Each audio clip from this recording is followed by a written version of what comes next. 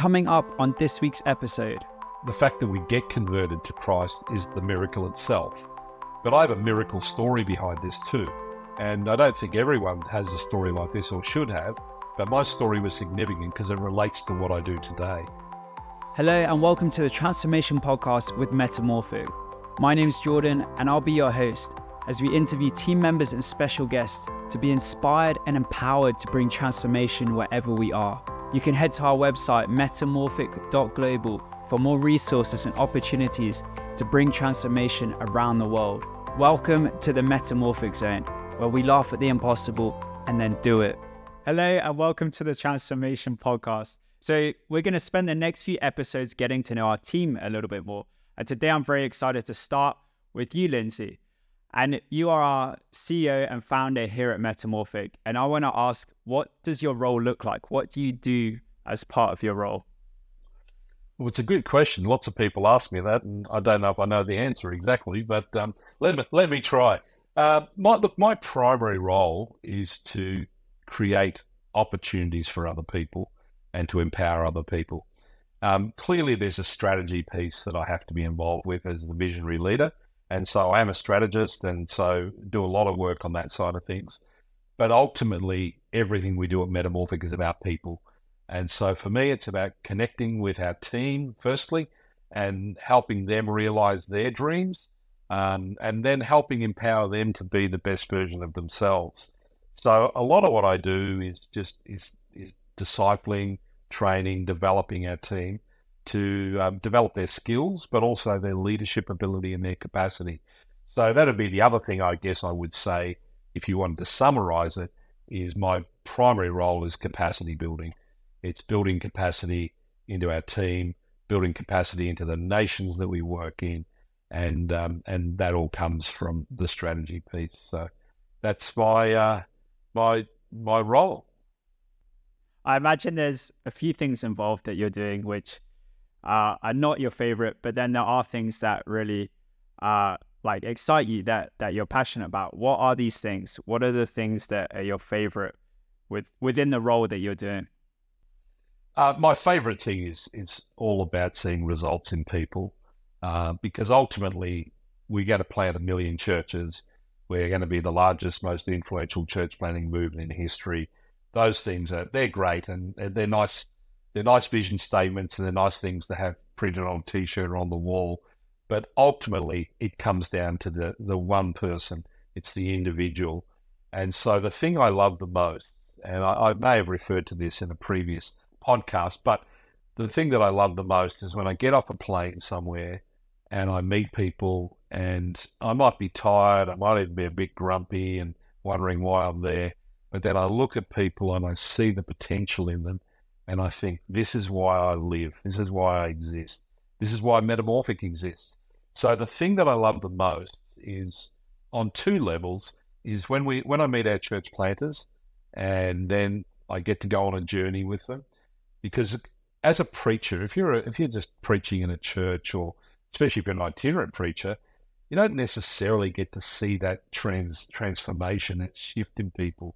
But because we nurture and mentor people for at least 2 years, I get to see the transformation in people's lives and watch people that at the beginning didn't really have a lot of ability, but 2 years later, they are absolutely radically transforming their communities. And then on another level, it's with our team. I love the Metamorphic team. And for me, I'm not trying to dictate what they do or control where they go or just get them to do jobs for me. I want to help everyone reach their full potential. So for me, it's the biggest joy I have is in seeing other people find their significance, finding their purpose, and then living it out. So now I want to take a step back, and I want to take a step back before Metamorphic, and even before church planting, and before you got to know Jesus. I want to hear that story. How did you get to know Jesus? Yeah, well, I'm pretty old, so it's a long story. But at the beginning, I was brought up in a working class family in one of the roughest suburbs in the city I was from, in Geelong, and And my parents worked hard, but had to really work hard just to carve out a living because they didn't come from a financial base that was going to create any great future for any of us. But they did work hard, and so I learned something back then about work ethics and this sort of thing.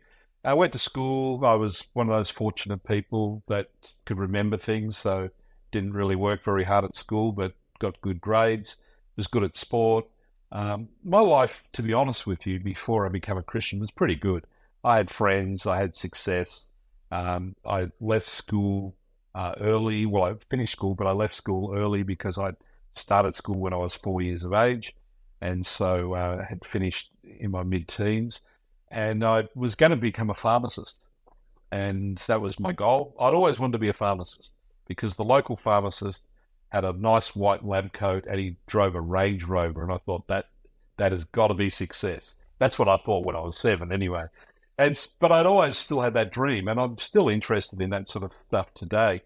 But in the school holidays, I ended up working in a department store, and somehow they saw potential in me as a leader, and I ended up in their management training program.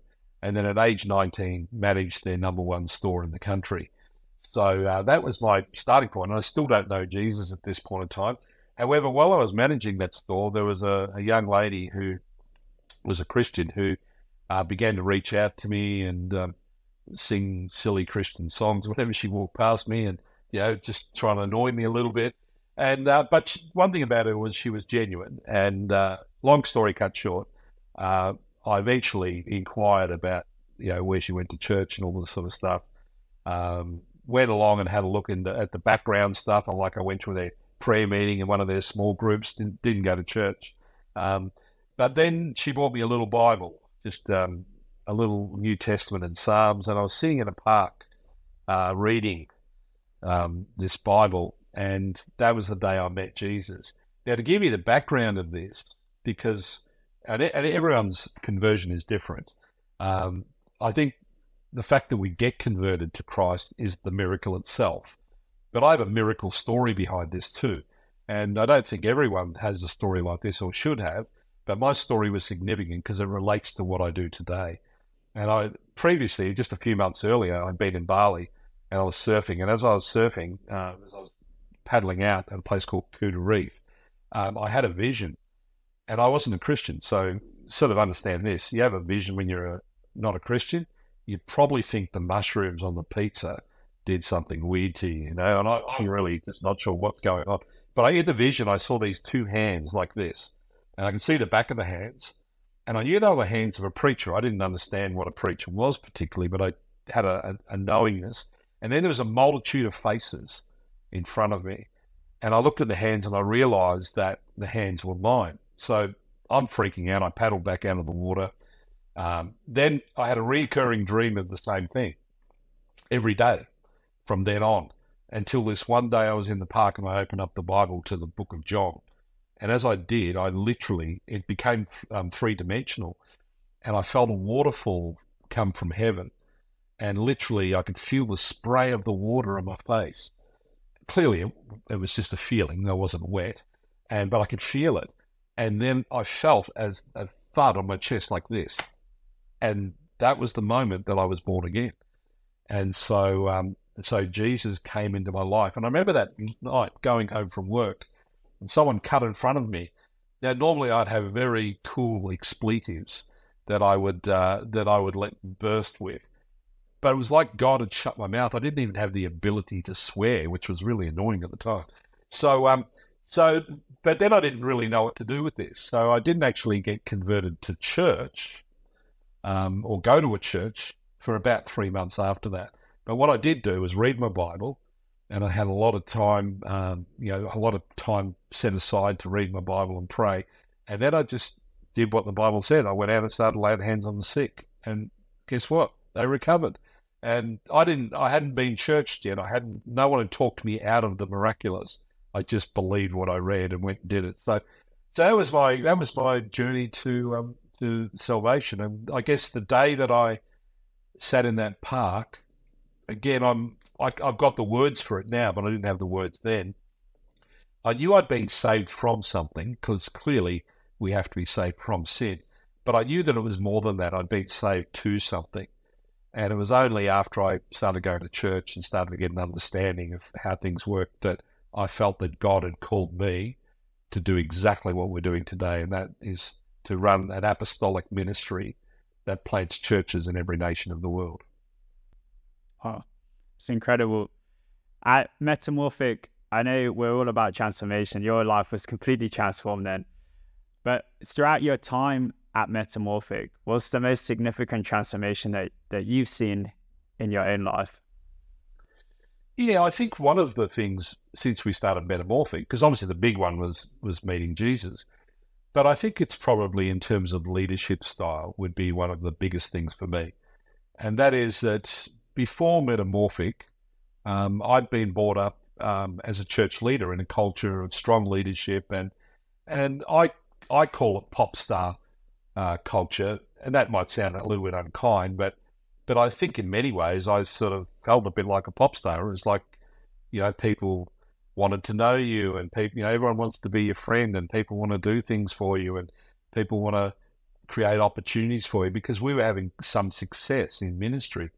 And but when we started Metamorphic, I felt God led me down a path to die to that and to actually change my leadership style and make leadership about serving others and make leadership about empowering others and understanding that leadership was never about me.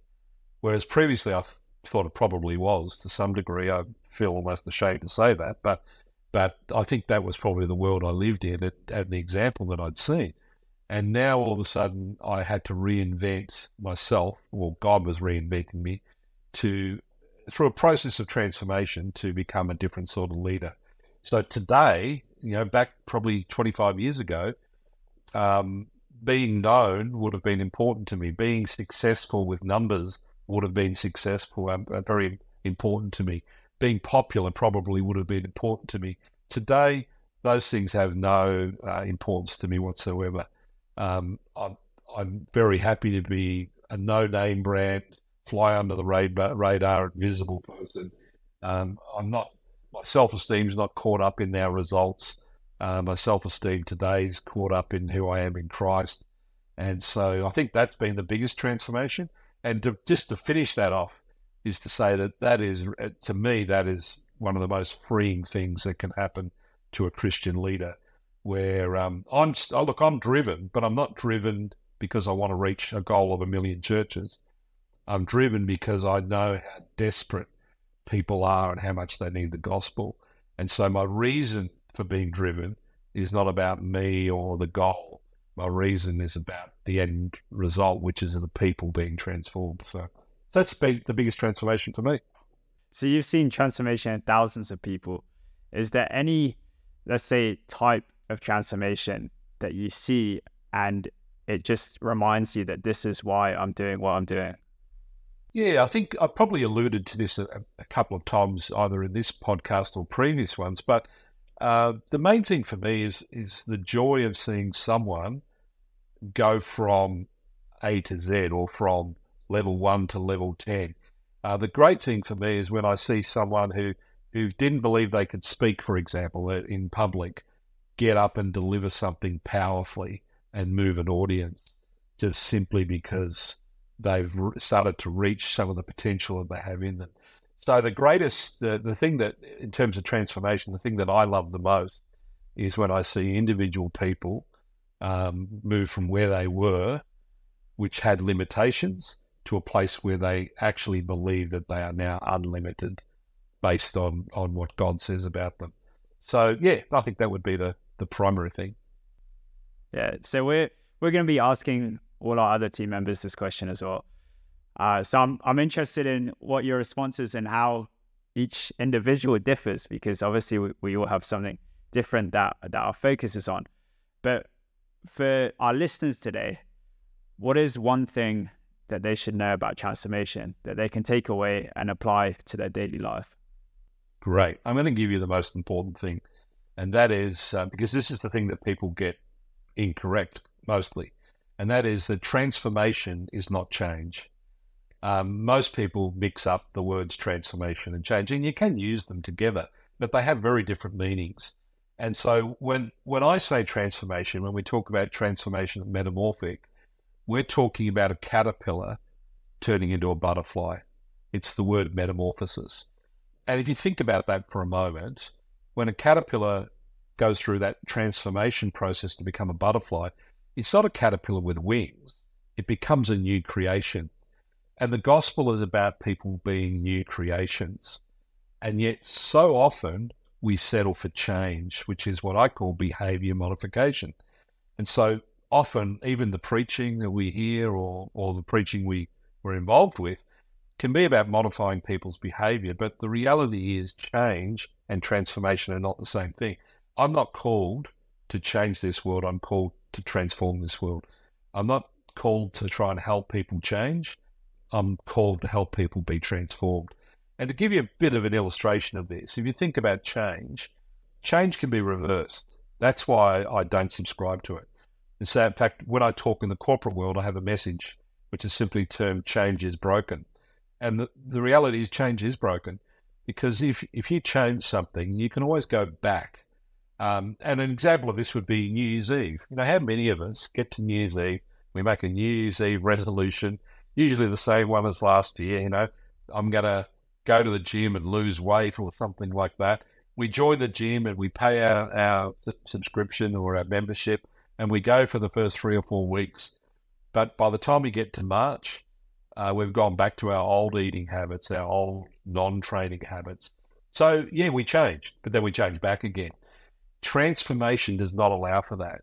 Transformation is saying, I'm a new creation. I'm no longer a caterpillar. And even as a butterfly, if you took my wings off, I would not go back to being a caterpillar. I would be a butterfly with no wings. I am a new creation. So that's what I would say if I'm going to define transformation. And the thing that I think most of the listeners need to understand is don't get caught up in the whole concept that change is good. Change might be good, but transformation is great. And we all know that good is the enemy of great. So don't settle for change. Don't settle for incremental shifts that can be reversed, but actually enter into everything that God has got for you, the promises that he has for you, and be transformed. That's why my favorite scripture that centers around the name of Metamorphic is Romans 12:2. Do not be conformed to this world. And what does this world do? The world wants to change. Do not be conformed to this world. Be transformed by the renewing of your mind. And so the process of transformation is renewing our mind to come into sync with the way that God thinks. So that's what I'd say. So stop changing and be transformed. That's brilliant. It's been great to hear some more from you, hear some more of your story, and hear some more on why change is broken and why we need transformation. So, Lindsay, thank you for being on the Transformation Podcast today. Thank you for listening to this episode of the Transformation Podcast with Metamorphic. Make sure to head to our website, metamorphic.global, where you'll find resources to empower you, as well as opportunities through partnership to bring transformation to the world. Follow us on social media. All the links will be down below in the show notes. Thank you for listening.